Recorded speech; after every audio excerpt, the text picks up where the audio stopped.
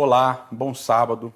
Muito obrigado por ter escolhido passar esses momentos conosco aqui na comunidade adventista da Nova Semente. Como você sabe, desde a semana passada, muito por causa do início da fase roxa, do colapso hospitalar, do aumento do número de casos e, infelizmente, do número de mortes também, nós mudamos um pouco o nosso formato, estamos aqui nesse modelo um pouquinho mais intimista. Nós dispensamos todos os nossos voluntários, todas as pessoas que nos ajudam, para simplesmente resumirmos tudo, fazermos tudo da maneira mais segura possível para todos nós e, ao mesmo tempo, para permitir que a mensagem de Deus, a palavra de Deus e esse momento de culto continue chegando para todos vocês, aqueles que são membros e aqueles que nos seguem na nossa comunidade. Queria aproveitar esses momentos para dar alguns recados. O primeiro deles é: quando você sair de casa, quando você for fazer qualquer coisa, por favor, use máscara. Tente manter fora do convívio da sua família um distanciamento social para as outras pessoas. E se você puder, se você tiver condições, fique na sua casa, só saia para fazer o essencial. O vírus é muito complicado, mas pior do que ele é o colapso hospitalar que nós estamos enfrentando. Por isso, se cuide, cuide daqueles que você ama, cuide da sua família. Há um texto muito bonito em Tiago, no capítulo 5, e aqueles que têm experiência já na leitura da palavra de Deus conhecem, já têm usado esse texto nesses momentos difíceis que a gente tem vivido. E eu queria ler com vocês. Está lá no capítulo 5 de Tiago, no verso 13. Está alguém entre vós sofrendo? Faça oração. Está alguém alegre? Cante louvores. Está alguém entre vós doente?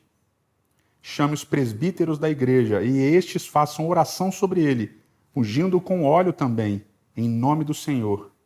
E a oração de fé salvará o enfermo, e o Senhor o levantará, e se houver cometido pecado, ser-lhe-ão perdoados. A gente vive num momento muito difícil, de mortes e de muito sofrimento, de muita dor. A gente tem a esperança de que a oração pode fazer milagres. Isso vai gerar alguns questionamentos, porque uns milagres e outros não milagres. Mas por enquanto a gente só tem a esperança e a certeza de que alguma coisa pode acontecer se a gente orar. E eu queria nesse momento orar com você. Orar com todos vocês que estão sofrendo. Ou porque perderam pessoas queridas. Ou porque estão com pessoas queridas nos hospitais. Ou porque estão muito ansiosos com o que pode ou não pode acontecer. Eu queria nesse momento então orar com vocês e entregar as nossas vidas nas mãos do nosso Criador.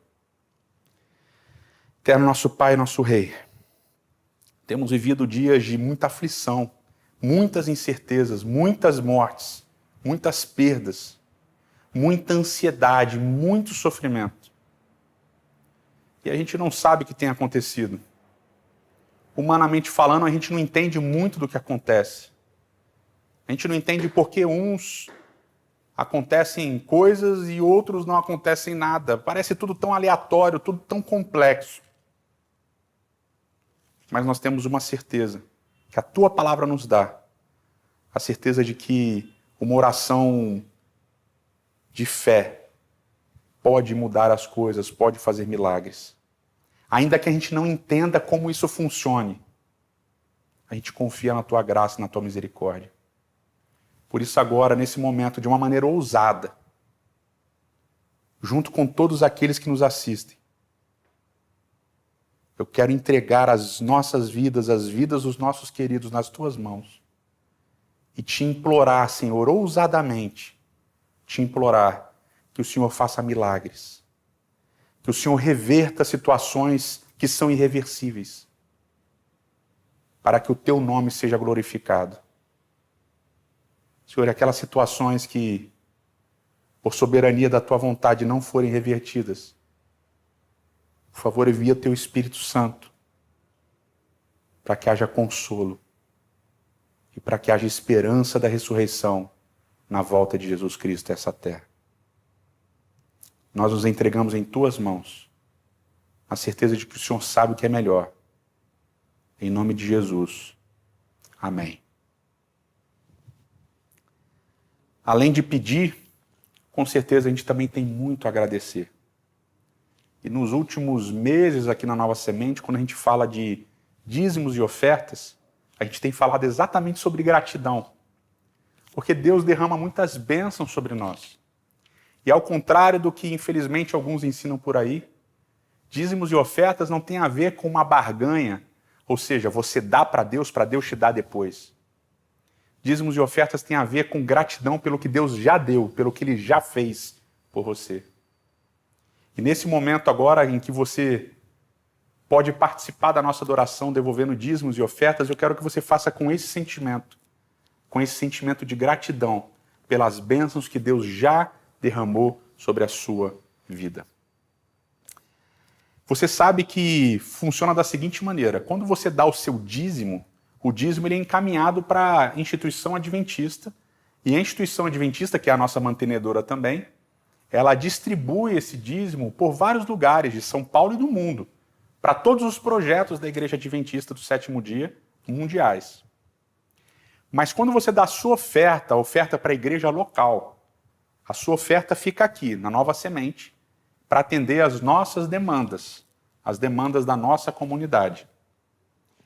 Então a gente pede nesse momento em que você pode agradecer a Deus, devolvendo os seus dízimos, as suas ofertas, conforme as informações que estão aparecendo no seu vídeo, a gente pede só a gentileza de que você mande o seu comprovante, ou você especifique na chave Pix, quando você fizer a sua transferência, a sua doação por Pix, que você especifique o que é dízimo e o que é oferta. Aqui na Nova Semente a gente tem o costume de tratar muito bem as doações e de explicar para vocês aonde têm sido gastas. Por isso que aqui, do meu lado esquerdo, está aparecendo aí na sua tela, o relatório de gastos do mês de fevereiro, que nós fechamos recentemente. Você está vendo aí no alto da tela que está aparecendo aqui do meu lado esquerdo, o total de ofertas de fevereiro, que foi de R$ 204.276. Nós temos então a média do ano, que são só 2 meses até agora, de R$ 217.045 de ofertas que foram dadas para a comunidade local. E essas ofertas atendem aos seguintes gastos que estão aparecendo aí para vocês, todos eles discriminados. Os nossos principais gastos são o aluguel, que nós pagamos R$ 47.352 por mês. Eventos, esse evento que aparece aí, que é um valor mais alto, inclui toda a parte de som, de luz, da banda, da música, das gravações também. Tudo isso nós gastamos R$ 59.313. Nós temos também outro gasto significativo que é de segurança, das pessoas que trabalham na segurança do nosso prédio. Um total de R$ 15.968 de gastos. Portanto, os gastos do mês de fevereiro totalizam R$ 151.110. E a gente teve, então, essa sobra, vamos dizer, de cerca de R$ 50 mil no mês de fevereiro. Então, o nosso gasto médio tem girado na casa de R$ 149.718. Muito, muito, muito obrigado pelas suas contribuições. Que Deus continue te abençoando. Que você continue permanecendo fiel também. E na última coluna aqui, lá embaixo, aparecem os dízimos. Em fevereiro, nós enviamos um total de R$ 242.556 para a instituição da Igreja Adventista do Sétimo Dia. Uma média de R$ 350.139 enviados nesse ano. Muito obrigado pela sua generosidade, muito obrigado pela sua fidelidade. Que Deus continue te abençoando. Agora, enquanto o Felipe canta uma música, as informações para dízimos e ofertas vão continuar aparecendo no seu vídeo e você pode contribuir. Que Deus te abençoe.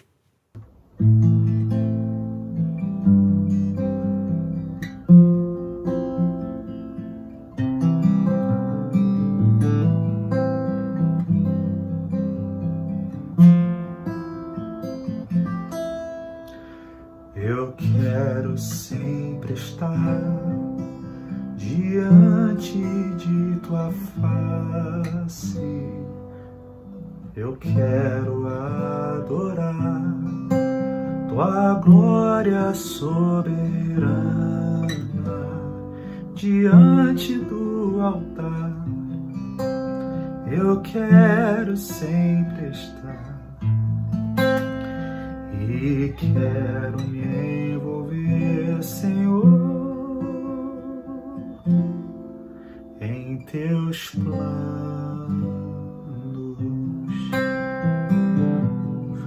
Usa-me, usa-me, Senhor, eis-me aqui,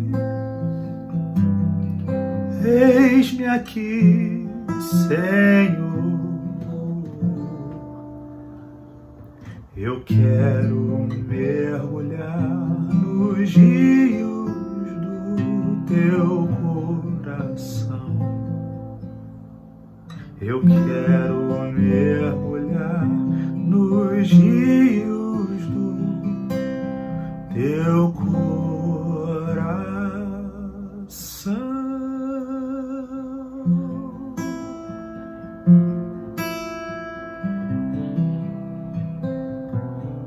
Usa-me, usa-me, Senhor, eis-me aqui,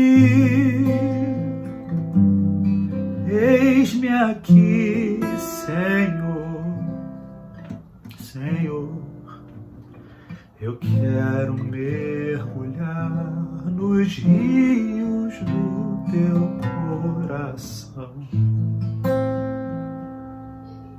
Eu quero mergulhar nos rios do teu coração.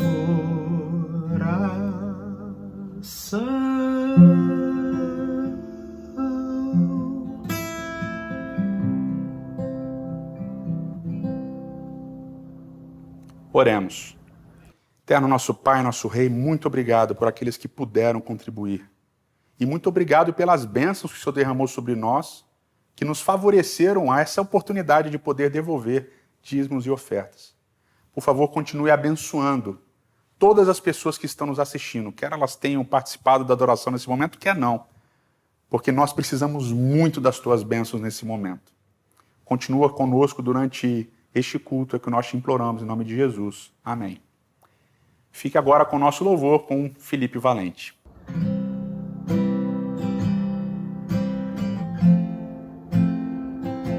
Eu tenho certeza que você conhece essa música. Então vamos cantar todos juntos. Canta você onde você estiver na sua casa. Vem junto a Cristo, eu quero estar. Eu desejo no seu coração. Bem junto à cruz, doce paz desfrutar. Sim, ao teu peito eu busco a paz.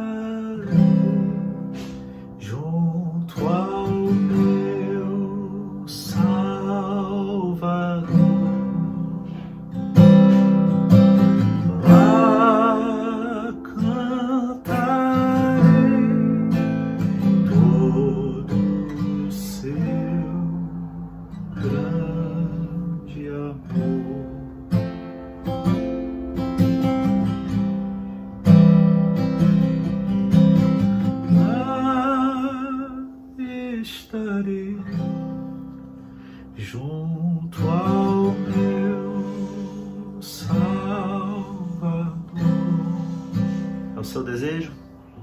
Então canta com a gente. Lá cantarei todo o seu grande amor.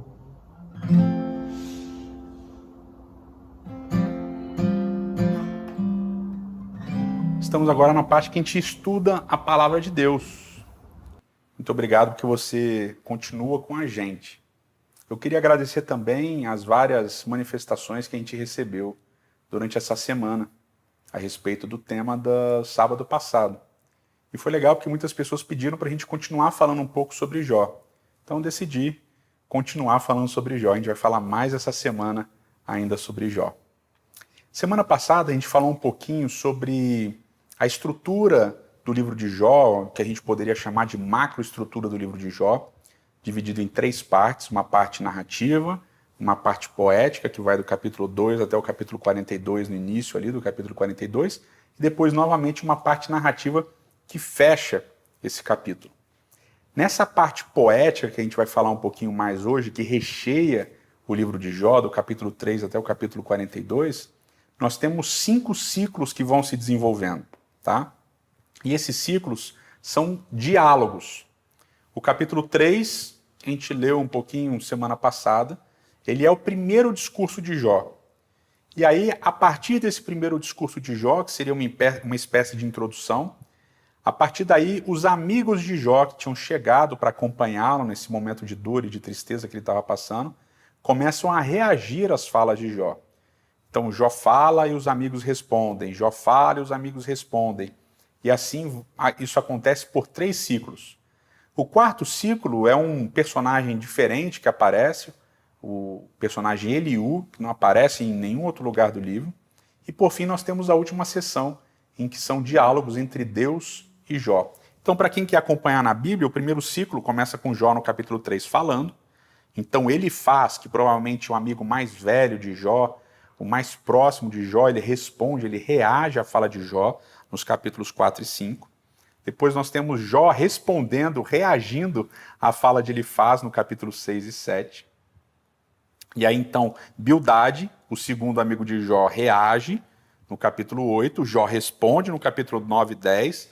Zofar, o terceiro amigo de Jó, provavelmente um pouco mais novo que os outros, e não tão próximo quanto os outros 2, ele fala no capítulo 11 e Jó retoma, concluindo esse primeiro ciclo nos capítulos 12, 13 e 14. O segundo ciclo começa com Elifaz, Jó, Bildade, Jó de novo, Zofar e Jó, né? E vai do capítulo 15 até o capítulo 21.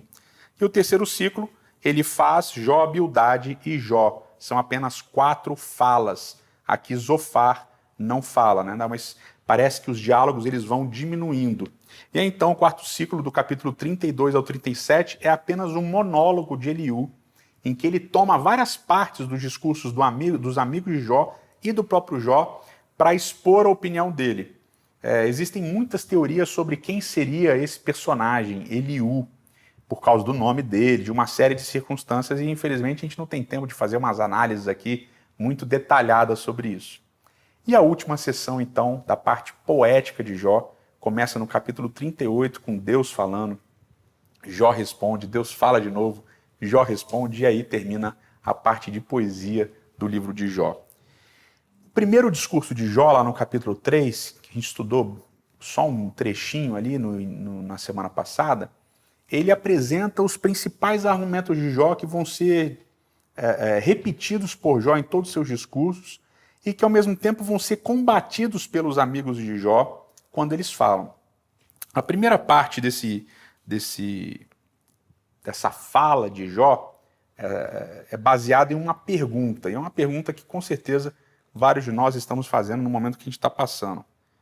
Jó, primeiro, ele amaldiçoa o dia do nascimento dele, capítulo 3, do verso 1 até o verso 10, e aí depois ele levanta a primeira pergunta, do verso 11 até o 19, e a pergunta é muito emblemática. A pergunta é: por que eu não morro? Por que eu não morro? A morte é a solução para o meu sofrimento. Então, morrer seria algo extremamente prazeroso, porque traria fim ao meu sofrimento. Essa é a primeira pergunta de Jó, uma pergunta muito dura. E a segunda pergunta de Jó, que vai do verso 20 até o verso 26, é: por que eu continuo sofrendo? Esse sofrimento que eu estou passando não tem sentido. Ele não faz sentido. Então Jó tem duas perguntas-chave que ele não faz para os amigos, ele faz para Deus. E as perguntas, as duas perguntas são: primeiro, por que eu não morro logo? Por que não acaba logo com isso? Morrer me traria descanso, me traria paz. E a segunda pergunta é: por que eu continuo sofrendo tanto? Esse sofrimento não faz o menor sentido. E aí tem um verso que eu gosto muito, que a gente leu uma parte semana passada, eu queria abrir com vocês de novo, Jó capítulo 3, e eu queria ler com vocês o verso 23 até o verso 26. Lá diz assim, ó: por que se esconde a luz ao homem cujo caminho é oculto, e a quem Deus cercou de todos os lados? Porque em vez do meu pão me vêm gemidos e os meus lamentos se derramam como água? Aquilo que temo me sobrevém, e o que receio, isso me acontece. Não tenho descanso, nem sossego, nem repouso, e já me veio grande tribulação. Ele procura a paz, ele quer paz, ele não consegue achar paz. Isso vai aparecer em vários momentos do livro de Jó, além do capítulo 3. Por exemplo, abra comigo no capítulo 6. Capítulo 6, lá do verso 8 até o verso 11, a gente tem Jó novamente falando basicamente a mesma coisa. Ele diz assim, ó: quem me dera que se cumprisse o meu pedido e que Deus me concedesse o que anelo. O que ele está anelando? A morte. Que fosse do agrado de Deus esmagar-me, que soltasse a sua mão e acabasse comigo. Isto ainda seria a minha consolação. E saltaria de contente da minha dor que ele não poupa. Porque não tenho negado as palavras do santo. Por que esperar se já não tenho forças? Por que prolongar a vida se o meu fim é certo? E por fim, queria ler com vocês o capítulo 7, versos 17 até o 21. Capítulo 7, verso 17 até o 21. E essa talvez seja uma parte muito pesada da fala de Jó. Mas é uma parte que eu gosto muito. E um pedacinho do que a gente está lendo aqui aparece no Salmo 8. Diz assim, ó: que é o homem, capítulo 7 de Jó, verso 17, que é o homem para que tanto o estimes e ponhas nele o teu cuidado, e cada manhã o visites, e a cada momento o ponhas à prova? Até quando não apartarás de mim a tua vista? Até quando não me darás de engolir a minha saliva? Se pequei e fiz mal, se fiz algum mal a ti, ó espreitador dos homens, por que fizeste de mim um alvo para ti? Para que a mim mesmo me seja pesado? Porque simplesmente não perdoas a minha transgressão e não tiras a minha iniquidade? Pois agora me deitarei no pó, e se me buscas, já não serei. Esse finalzinho do capítulo 7. Aqui a fala de Jó é pesadíssima, porque basicamente o que Jó está dizendo é o seguinte: Senhor, sabe o que eu estou sofrendo? Porque o Senhor está olhando demais para mim. O Senhor está me cercando muito, o Senhor está com os olhos fixos em mim. Vira para o outro lado. Me dá um descanso, vai cuidar de outra coisa, vai olhar para outras pessoas. Quando o Senhor foca demais a atenção em mim, eu vou sofrer. Olha como é que o sofrimento mexe com a gente. Quantas e quantas vezes a gente vê os personagens bíblicos clamando pela atenção de Deus. E aqui Jó está reclamando, porque para ele está tendo atenção demais. Deus está dando atenção demais para ele, é por isso que ele está sofrendo tanto. A agonia, a dor do sofrimento faz com que Jó almeje a morte. E de alguma maneira Jó entende que ele não morre porque Deus não permite. Mas isso ainda não está claro para ele, não tem explicação. Ao mesmo passo que a gente percebe essa constância nos argumentos de Jó, a gente também tem a constância nos argumentos dos amigos de Jó. Então vamos abrir a Bíblia lá em Jó, no capítulo 4, para a gente ver a constância dos argumentos. A gente vai começar falando de Elifaz, e depois a gente vai ver que os outros amigos falam basicamente a mesma coisa. Então, primeiro esses amigos eles ficam quietos, eles não falam nada. Eles veem o sofrimento de Jó, eles veem tudo que Jó passou, e eles tomam uma atitude muito correta de ficar em silêncio, de simplesmente deixar que Jó viva e experimente aquele sofrimento. Mas o capítulo 3, como a gente viu semana passada, ele é tão forte, tão pesado. Jó desconstrói toda a criação de Deus, amaldiçoa 2 vezes o dia do nascimento dele, usando palavras muito duras. Parece que os amigos de Jó não aguentam a fala de Jó, não aguentam esse discurso do sofredor, da pessoa que está passando por grande dificuldade, que está se sentindo oprimida, abandonada por Deus e assim por diante. Então eles reagem, e eles reagem fortemente. O primeiro discurso que ele faz ainda é um discurso bem suave, ele ainda elogia Jó, ele ainda tenta estabelecer um diálogo, mas de Bildade para frente, em todos os 3 primeiros ciclos, inclusive o ciclo de Eliú, eles não são tão legais assim. Basicamente, eles desenvolvem 2 argumentos principais. O primeiro argumento é o seguinte: o justo não sofre. Só quem sofre é o ímpio. Entendeu? O primeiro argumento deles, se você ler todos os discursos dos amigos de Jó na sua Bíblia, você vai perceber que todos eles focam nisso. O justo não sofre, só quem sofre é o ímpio. Portanto, Jó, se você está sofrendo, se você perdeu os seus filhos, se você perdeu as suas posses, se você perdeu alguma coisa, se você está doente, sua pele está cheia de chagas, se você não consegue dormir, é porque você fez alguma coisa errada. E eles vão insistir nisso bastante. Eles vão bater nessa tecla o tempo todo. E o segundo argumento, que é derivado desse primeiro, é: Jó, se arrependa, porque você com certeza fez alguma coisa. Você com certeza errou. Você com certeza deu algum deslize com Deus e é por isso que você está sofrendo. Os amigos de Jó, eles entendem a religião de uma maneira interessante, como causa e consequência, causa e efeito. Então, na cabeça dos amigos de Jó, se você faz alguma coisa, Deus pune você. Deus é, e Jó fala isso, né, que a gente acabou de ler, ó espreitador dos homens. Parece que a concepção deles de Deus é de um indivíduo que fica ali vigiando, bisbilhotando, olhando pela fechadura da porta o que cada um de nós está fazendo. É como se a humanidade fosse um grande Big Brother e Deus estivesse assistindo a gente o tempo todo para julgar e punir cada uma das nossas ações. Essa é a mentalidade dos amigos de Jó. Em vários momentos das falas de Jó, essa mentalidade também aparece. Parece que é uma coisa arraigada no ser humano, parece que é uma coisa que está entranhada na nossa mente. Causa e efeito. E a gente usa isso para fazer várias coisas. Por exemplo, a gente imagina na nossa cabeça que se a gente trata bem uma pessoa, ela vai tratar a gente bem de volta. E quando isso não acontece, nossa mente explode, né? A gente fica doido, a gente se sente traído, a gente se sente injustiçado. Porque na nossa cabeça as relações, elas funcionam com causa e efeito. Então a gente pensa, não, eu trabalho, logo eu recebo. Se eu sou bom, logo as pessoas serão boas comigo. E a gente esquece que as coisas não são dessa maneira na nossa vida. Nem como profissionais. Quantas vezes você não trabalhou bem e não foi reconhecido, ou não recebeu aquilo que você deveria receber? Não funciona assim com o nosso casamento, nem sempre você faz e recebe de volta. Funciona assim com os nossos filhos. E nos nossos atendimentos pastorais, quantas vezes a gente não escuta isso? Mas pastor, eu fiz tudo pelo meu filho e ele não reconhece, não retribui. Infelizmente, queridos, o pecado é injusto. E a gente vive num mundo de pecado. E as coisas não funcionam com causa e efeito. E isso piora quando a gente transfere para a religião, para a espiritualidade. Porque a gente passa a querer ser aceito por Deus através das coisas que a gente faz.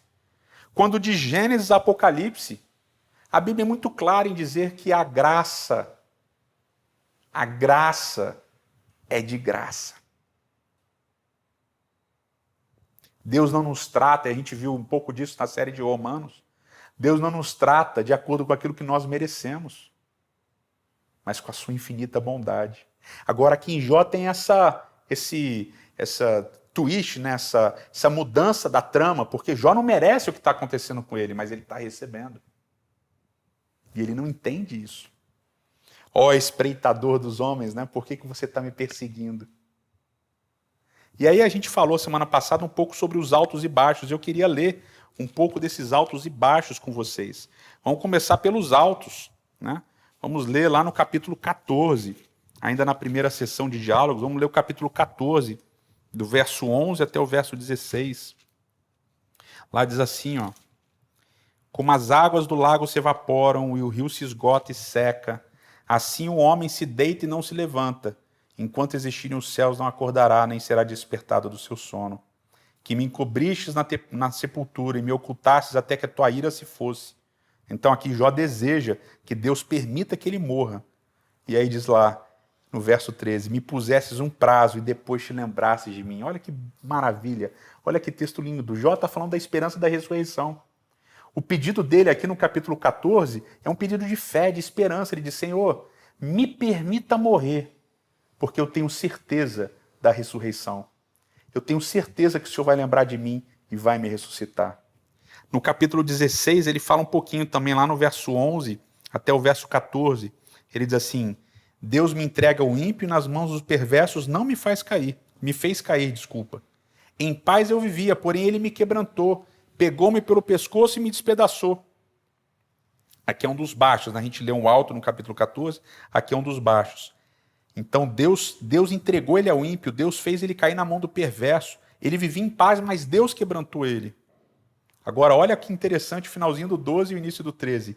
Ele me pôs por alvo e ele me cerca, novamente, é o mesmo verbo, ele me cerca com as suas flechas e atravessa os meus rins, ele não me poupa. Verso 14, ele me fere com ferimento sobre ferimento. Ele se arremete contra mim como um guerreiro. Jó está dizendo que Deus está guerreando contra ele. E a gente vai ver esses momentos de altos e baixos em vários capítulos. E aí tem um clássico capítulo que eu queria ler um pedacinho com vocês, que é Jó capítulo 19, que é muito bonito. Então aqui a gente tem um baixo de Jó, e a gente vai ler esse baixo, e depois a gente tem um alto de Jó. Então olha lá, capítulo 19, a partir do verso 7, a gente vê um dos baixos de Jó. Lá diz assim, ó: eis que clamo violência, mas ninguém me escuta. Eu grito socorro, porém não há justiça. O meu caminho Deus fechou, e eu não posso passar, ele não me deixa continuar. Nas minhas veredas, né, ele pôs trevas. Da minha honra ele me despojou, e ele me tirou da cabeça a coroa. Deus me arruinou de todos os lados, e eu estou tentando ir embora. Ele me arrancou a esperança como ele arranca uma árvore. Ele inflamou contra mim a ira, e ele se tornou para mim um adversário. Lembra que eu falei semana passada? Olha que texto pesadíssimo. E essa sessão de baixo espiritual de Jó vai até o verso 21. Quando ele clama para os amigos dele, ele diz, meus amigos, se compadeçam de mim, se compadeçam, porque a mão de Deus me atingiu. Porque Deus está me perseguindo. Porque Deus está devorando a minha carne. Lá no verso 22. E no mesmo capítulo, para vocês perceberem que esses altos e baixos, eles acontecem repentinamente. No mesmo capítulo 19, vem o famoso verso de Jó. Verso 25, 26, 27. Porque eu sei que o meu Redentor vive, por fim se levantará sobre a terra. Depois revestido esse meu corpo da minha pele, em minha carne verei a Deus. Vê-lo-ei por mim mesmo, meus olhos o verão, não os outros. E de saudade me desfalece o coração dentro de mim. O mesmo Jó que acusa Deus de estar sendo injusto, de estar perseguindo, de se tornar um guerreiro contra ele, é o Jó que reconhece que só há justiça em Deus. Nos altos e baixos de Jó, ele busca conversar com Deus o tempo todo. E isso gera uma tensão no livro em todas as falas de Jó. E a tensão é: a justiça de Deus é verdadeira. Mas Jó tem a tensão de viver uma injustiça. E quando a justiça de Deus e a injustiça da vida, das circunstâncias que ele está passando, se chocam, o que brota do discurso de Jó é a esperança do juízo de Deus. E é isso que a gente lê no capítulo 16, é isso que a gente acabou de ler no capítulo 19. Quando Jó entende que ele passa por uma situação injusta, ele culpa Deus. Mas ao mesmo tempo, Jó entende que só a justiça de Deus pode resolver aquilo.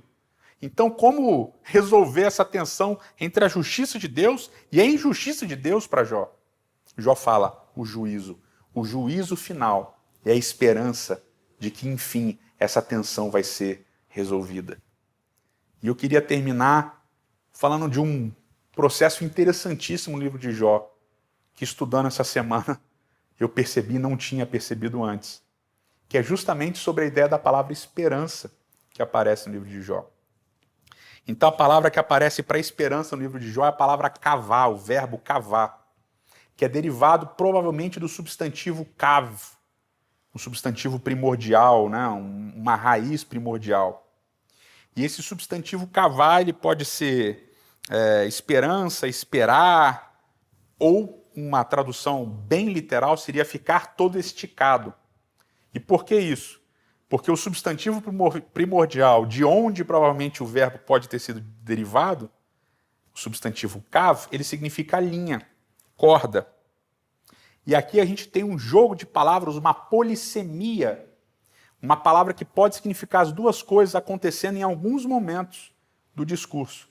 E eu quero apontar para vocês 2 momentos, e aí para o terceiro, para a gente poder resolver essa tensão da esperança no livro de Jó. Eu separei vários textos aqui, mas eu vou resumir para 2, tá bom? Então você está com a sua Bíblia, vamos abrir lá em Jó capítulo 7. Abra em Jó capítulo 7. E eu vou ler com vocês aqui alguns versos e vou pontuar para vocês aonde aparece cavar, tá bom? Então lá no verso 2 ele diz assim, ó: como escravo que suspira pela sombra e como jornaleiro que espera a sua paga, assim me deram por herança meses de desengano e noites de aflição me proporcionaram. Então a palavra cavar, o verbo aparece aqui para o jornaleiro que espera o seu pagamento, tá? No mesmo capítulo, no capítulo 7, lá nos versos 6 e 7, olha o que aparece. Os meus dias são mais velozes do que a lançadeira do tecelão, e se findam sem linha. Nas nossas Bíblias aparece a palavra esperança, mas aqui aparece o substantivo cav. Porque o tradutor traduziu como esperança justamente entendendo essa polissemia, esse jogo de palavras que Jó está fazendo. Jó entende que a medida das coisas é esperança. A linha que liga todas as coisas é esperança. Por isso ele junta o substantivo, linha, corda, com o verbo derivado desse substantivo, linha, corda, o verbo esperar. É como se a ideia de esperar fosse ligar uma ponta da linha até a outra ponta da linha. Por isso a ideia de cavar, do verbo cavar, é a ideia de ficar todo esticado. A esperança é esticar todas as coisas. Que interessante, né?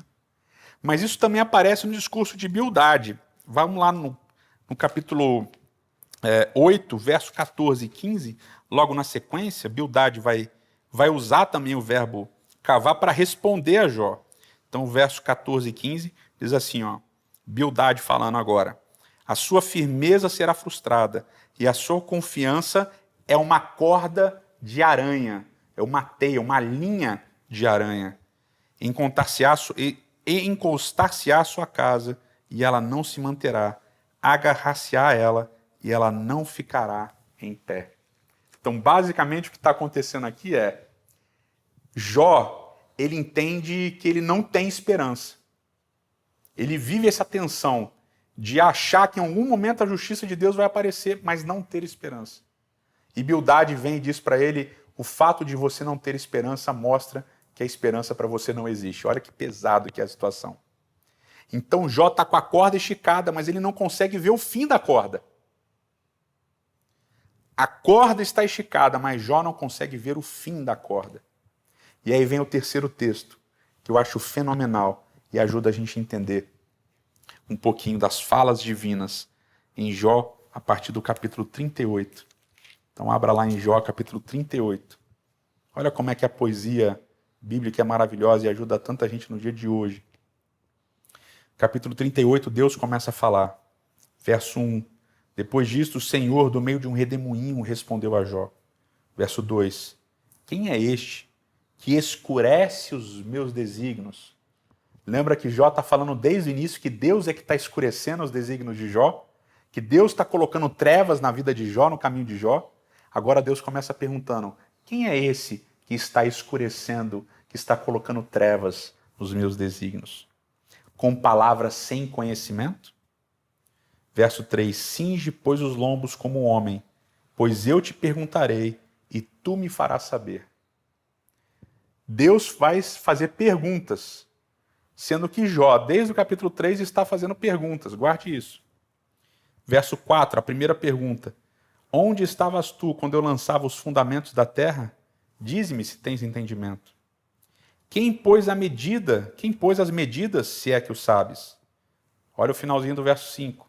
Ou quem estendeu sobre ele a corda? E aqui a palavra corda, novamente, mesmo substantivo da raiz do verbo cavar, substantivo cavo. Então, basicamente, a gente poderia traduzir pela polissemia da palavra no livro de Jó. A gente poderia traduzir o verso 5 assim. Quem pôs as medidas da terra, se é que o sabes? Quem estendeu sobre a terra a esperança? E aí, a partir daí, Deus vai fazer uma série de perguntas importantes a Jó. Há um jogo de palavras que vai ser explorado. Todos os momentos, Deus responde às perguntas de Jó com novas perguntas. E toda a fala divina vai ir pescando trechos de falas de Jó ao longo do livro. E como é que a gente entende tudo isso? Como é que a gente conclui tudo isso? Por que é tão chato, né, ficar falando de polissemia da palavra esperança, linha, corda, ao longo do livro? Deus estende a esperança sobre a terra. Deus estende a corda sobre a terra. Muito de tudo que Deus fala, até do Behemoth, tem uma palavra lá no capítulo 39, no verso 15, que Deus usa a expressão Behemoth para falar da criação bela dele. E as pessoas traduzem como hipopótamo, algumas pessoas, outras traduzem como outras palavras, e tem uma grande discussão, mas Jó já tinha falado de Behemoth antes. Então Deus retoma temas, palavras, coisas que Jó tinha dito antes no discurso dele, para não responder a Jó, porque Deus não responde. Deus simplesmente faz perguntas. Ele passa, basicamente, 4 capítulos simplesmente fazendo perguntas.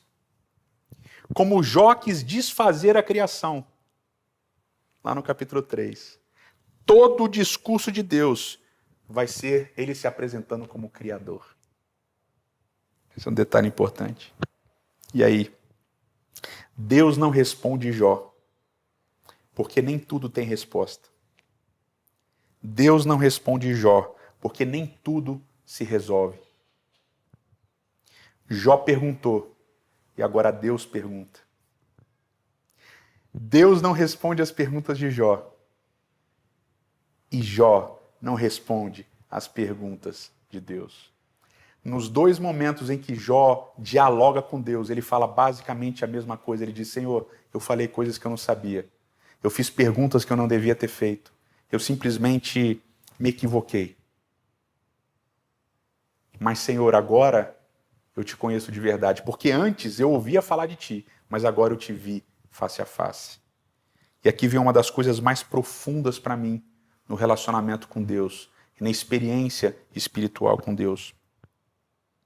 O relacionamento entre Deus e Jó se fortalece não nas respostas, mas nas perguntas. O relacionamento entre Deus e Jó não se fortalece nas respostas, mas nas perguntas. Jó passa vários capítulos fazendo várias perguntas para Deus. Perguntas dignas, perguntas que fazem todo sentido. Perguntas importantes. Senhor, eu perdi tudo. Senhor, eu não tenho mais nada. Me deixa morrer, por favor. Senhor, eu fiz alguma coisa para merecer o que está acontecendo comigo? Senhor, porque eu perdi meus filhos? Senhor, porque eu estou doente? Senhor, o que acontece com a minha família, com as minhas posses, com os meus bens? Por que tudo isso aconteceu? Jó pergunta, pergunta e pergunta. E quando Deus aparece, Deus ignora as perguntas de Jó. E Deus resolve fazer outras perguntas. E Jó simplesmente não consegue responder as perguntas de Deus.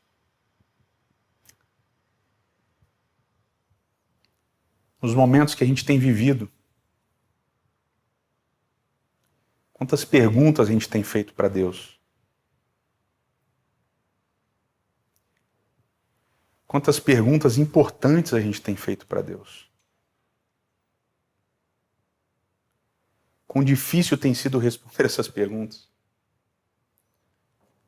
As pessoas mandam mensagens e e-mail e conversam com a gente nas redes sociais.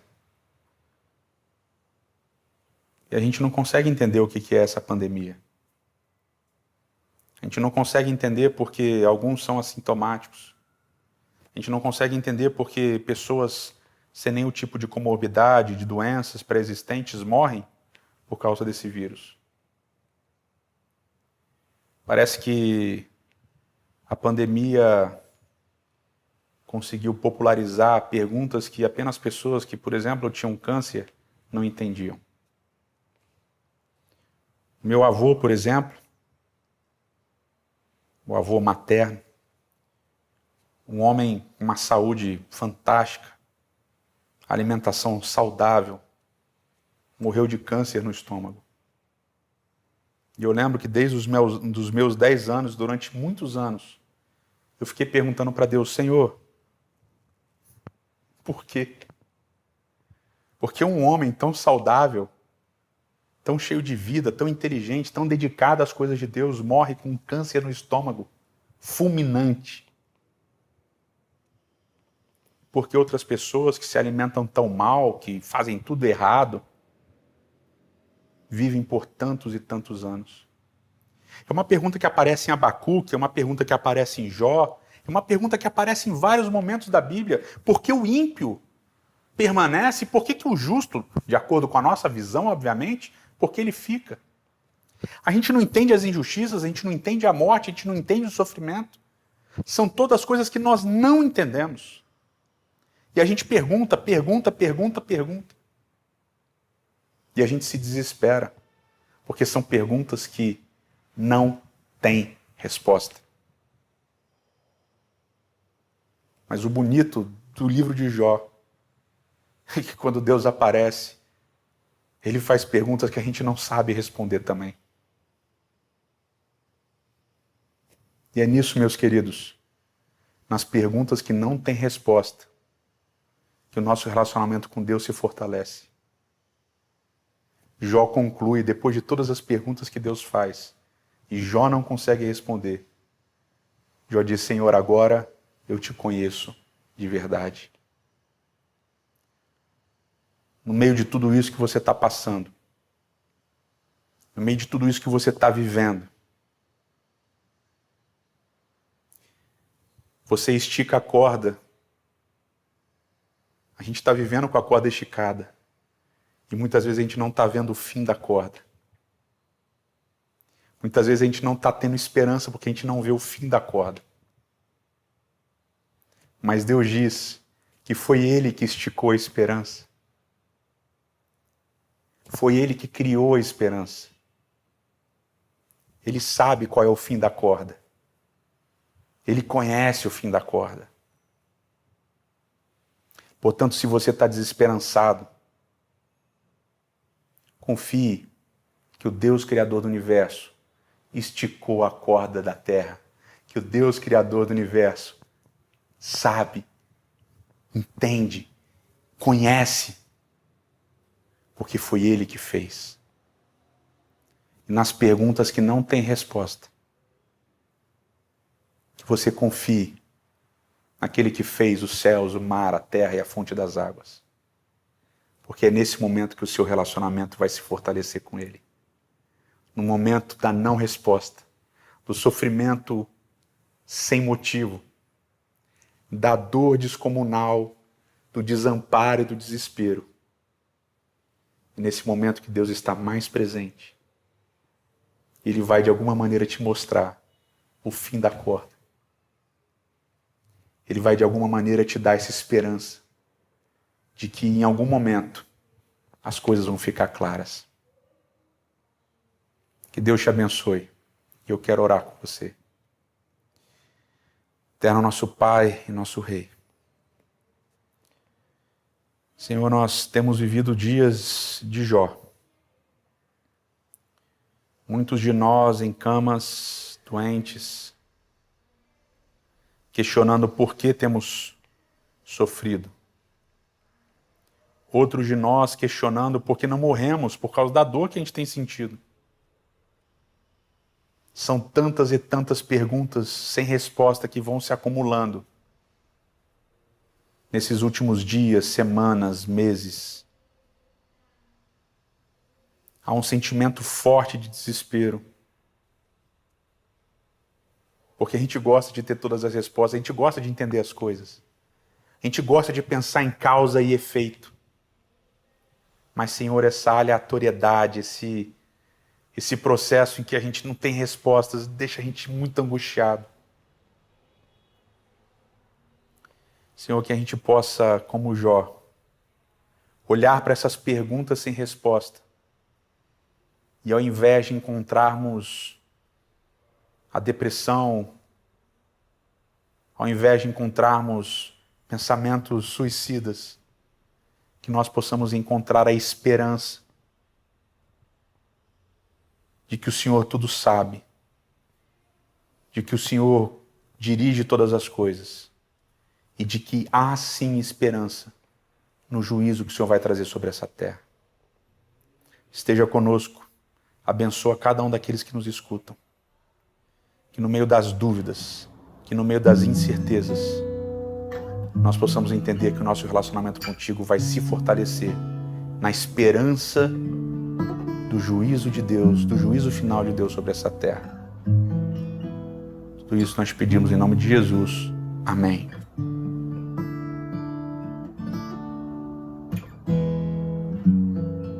Poucas palavras bastariam para eu entender,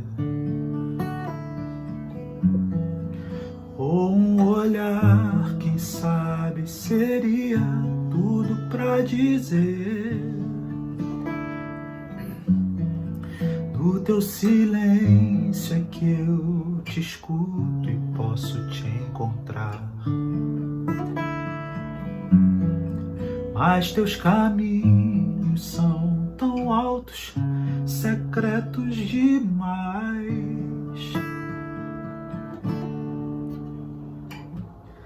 Eu não queria todas as respostas.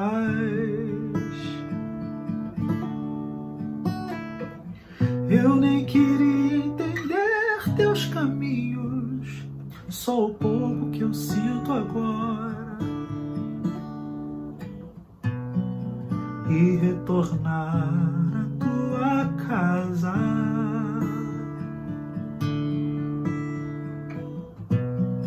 pra me esconder debaixo das tuas asas. Mais nada, mais nada, nada, nada mais. Mais nada. Mais nada, nada, nada mais.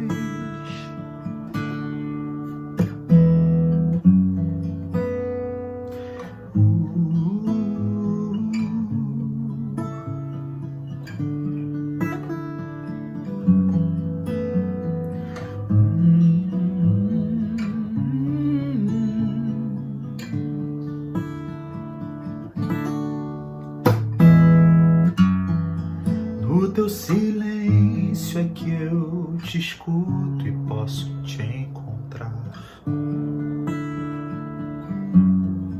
Mas teus caminhos são tão altos, secretos demais.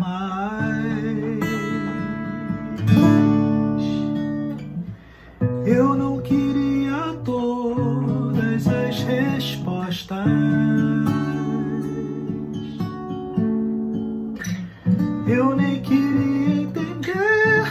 caminhos, só o pouco que eu sinto agora, e retornar à tua casa,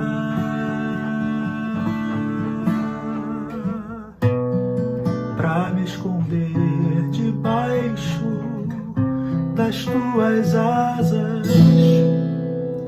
Mais nada, nada mais.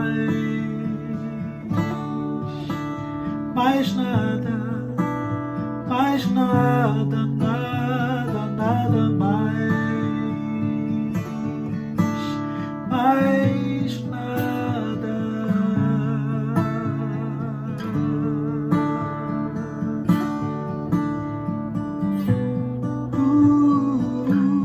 Não quero nada mais. Que o Senhor te abençoe e te guarde. Que o Senhor faça brilhar o seu rosto sobre ti e tenha misericórdia de ti. Que o Senhor sobre ti levante o seu rosto e te dê a paz. Muito obrigado por ter ficado conosco durante o culto da comunidade. Agora, diferente, assim como aconteceu semana passada, diferente do que talvez você esteja acostumado, nós não temos o convívio aqui no nosso canal do YouTube. Mas você pode sair daqui e entrar no Instagram da Nova Semente, no Instagram, de acordo com o meu amigo Leonardo, Instagram. Você entra lá no Instagram da Nova Semente e participa da live da Nova Semente, que vai ser justamente a discussão do tema da chamada lição da Escola Sabatina.